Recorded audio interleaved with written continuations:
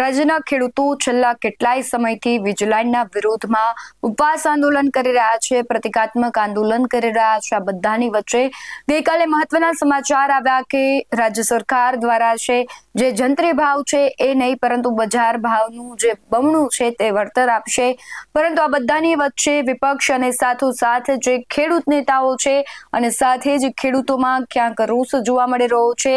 આ વળતરની જે જાહેરાત કરવામાં આવી છે તેને લઈને ઘણા બધા પ્રશ્નો હજુ પણ ખેડૂતોના મનમાં છે અને આ વળતરને લઈને અસંતોષ દેખાઈ રહ્યો છે।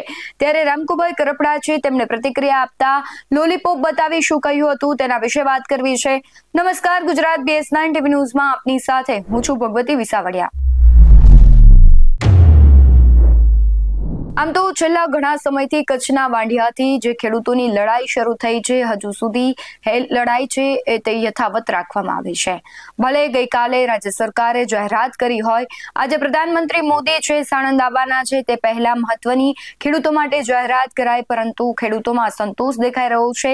કદાચ સરકારને એવું હતું કે જો ખેડૂતોની જે માંગ છે એ સ્વીકારવામાં નહીં આવે તો પ્રધાનમંત્રી મોદી આવે છે એ પહેલા ક્યાંક ખેડૂતોનો જે અસંતોષ છે, આક્રોશ છે તે કાર્યક્રમમાં દેખાઈ શકે છે અને તે જ ડેમેજ કંટ્રોલ કરવા માટે ગઈકાલે મહત્વની જાહેરાત તો કરાય, પરંતુ વિપક્ષના ઘણા બધા નેતાઓ છે, પાલભાઈ આંબલિયા સહિતના રામકુ કરપડા સહિતના જે નેતાઓ છે તેમની પ્રતિક્રિયા આવી છે। તેમણે ઘણા બધા સવાલો કર્યા છે કે વીજ કંપનીઓ વીજ થાંભલા છે તે ખેડૂતોના ખેતરમાં નાખશે અને કોઈ અનિચ્છનીય ઘટના બને છે તો તેના માટે જવાબદાર કોણ, અને લાંબા ગાળાના જે આખી પ્રક્રિયા છે એમાં વળતર બદલાવાની પણ શક્યતા આજથી 27 વર્ષ પછી એને એ જ વળતર આપવામાં આવે તો ખેડૂતોને નુકસાન જશે। સૌથી પહેલા જે રામકુ કરપડા છે તેમણે લોલીપોપ બતાવી શું કહ્યું તે સાંભળીએ। ખેડૂત ભાઈઓ, તમે જોઈ શકો છો મારા હાથમાં શું છે, લોલીપોપ। લોલીપોપ શીને કહેવાય કે આ કાર્ડ જુઓ, આ લોલીપોપ સરકારે આપણને આ લોલીપોપ અત્યારે આપ્યો છે। લોલીપોપ આપવાનું કારણ શું, તમે કાલ વિચાર કરો, એમને કાલ જીતુભાઈ વાઘાણીએ જાહેરાત કરી, જાહેરાત કેવી કરી કે ખેડૂતને કંઈ ખબર જ નથી પડતી। 2013માં કેન્દ્ર સરકારનો કાયદો બનેલો છે કે 4 ગણું વળતર દેવાનું, બરોબર। અત્યારે રાજસ્થાનની સરકાર 4 ગણું વળતર તો ચૂક્યું જ છે, તો ગુજરાતના ખેડૂતને કેમ 2 ગણું જ વળતર?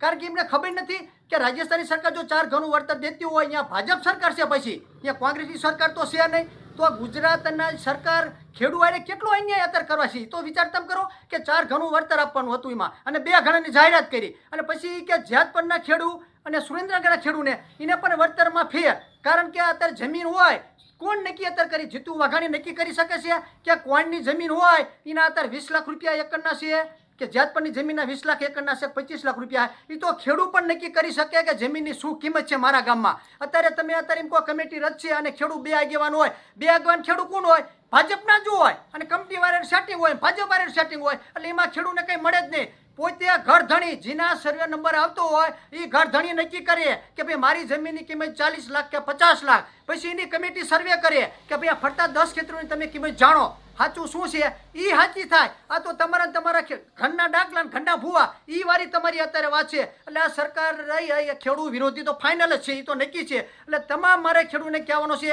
આ લોલીપોપ જ છે, આ લોલીપોપ કોઈ ખેડૂતને લેવાનો આવતો નથી। અને આપણને વળતરમાં અત્યારે 2 ગણું અને 4 ગણામાં અત્યારે મોટામાં મોટો અન્યાય છે, અને પછી લેન્ડના તાર હોણા પડ્યા હોય અને ખેડૂત ભાગીદાર હોય અને ખેડૂત પોતે હોય, અત્યારે ઘઉં મેં 100 વીઘાના વાયા હોય, સર્કિટ શોર્ટ થઈને ઘઉં હરગી જાય, માણસ મરી જાય, તો એની જવાબદારી કોની હોય? કંપનીની હોય। જે સર્વે નંબરમાં લેન્ડ નીકળે અહીંયા કંપનીવાળાને ખેડૂતનો અને મજૂરનો કંપનીવાળાને વીમો લેવો પડે। એ જવાબદારીમાં પણ ખેડૂત નેતા સરકારને ચોખ્ખું કરવું પડે કે ભાઈ જે સર્વે નંબરમાં હશે અહીંયા આકસ્મિક મૃત્યુ થાય છે તો જવાબદારી કંપનીની હશે અને કંપની વીમો ચૂકવે અને કંપનીવાળાને દર વર્ષે વીમો ઉતારવો પડે। આ એક દિનનું તો છે નહીં, આ લેન્ડ તમારી 30 વર્ષની છે, અને 30 વર્ષ પછી પણ ભાવ ફેર થાય। અત્યારે તમે આપો એટલે 30 વર્ષ તમારો કોન્ટ્રાક્ટ પૂરો થઈ જાય। આ તો સરકારના નિયમમાં છે કે ભાઈ 70 વર્ષની તમારી ઓલું છે, 70 વર્ષ પછી જે ભાવ હાલતા છે તેથી પછી જે ખેડૂત કિસી પૈસા ચૂકવવા થઈ છે કંપનીને, પછી કંપની એમ કે 70 વર્ષ પહેલાં ચૂકવ્યા હતા, 20 વર્ષ 70 વર્ષ પહેલાં, એ તેજી નહીં હાલે તો કંપનીના ખેડૂત થાંભલો ખડી પર તેજી ઠોકી દેશે। આ 20 વર્ષનો કરાર કે 70નો કરાર એ જ ખેડૂતને માન્ય છે, 70 વર્ષ પછી કરાર ફરીને થાય છે। જય હિન્દ, જય ભારત। તેમણે આખા વળતરને લોલીપોપ ગણાવ્યું છે, ઘણા બધા સવાલો કર્યા છે, હજુ પણ આંદોલન તો ખેડૂતોનું યથાવત જ છે, એટલે ખેડૂતોને આ વળતર ક્યાંક અસ્વીકાર્ય લાગી રહ્યું છે. તેમને પોતાના હિત એમાં દેખાઈ નથી રહ્યા.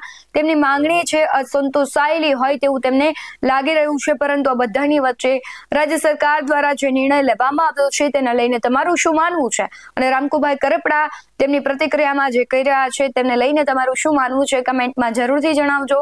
બાકી આવા જ વધુ અહેવાલો સાથે ફરી મળતા રહીશું. તમે અમારી યુટ્યુબ ચેનલને સબસ્ક્રાઇબ કરવાનું, અમને ફેસબુક અને ઇન્સ્ટાગ્રામ પર ફોલો કરવાનું ભૂલશો નહીં. બાકી અવનવી અપડેટ્સ મેળવવા માટે આપ જોતા રહો BS9 ટીવી ન્યૂઝ. નમસ્કાર.